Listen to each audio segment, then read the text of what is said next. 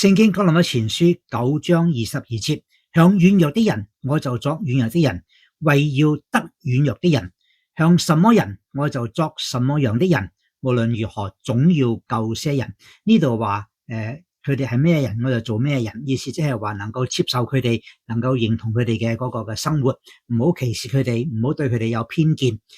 目的係要救一些人，唔係叫你去同佢哋一樣嘅犯罪，唔係。即係話我哋願意好似有保羅嘅呢個心腸，願意將自己嘅生活嚟到去調教，以至能夠係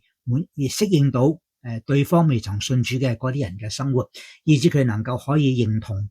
我哋，以至我哋能夠有機會向佢哋傳福音，起碼有一個平台叫佢願意聽，只要佢願意聽福音，主耶穌就可以拯救佢哋，聖靈可以感動佢哋。我係鄧英善牧師。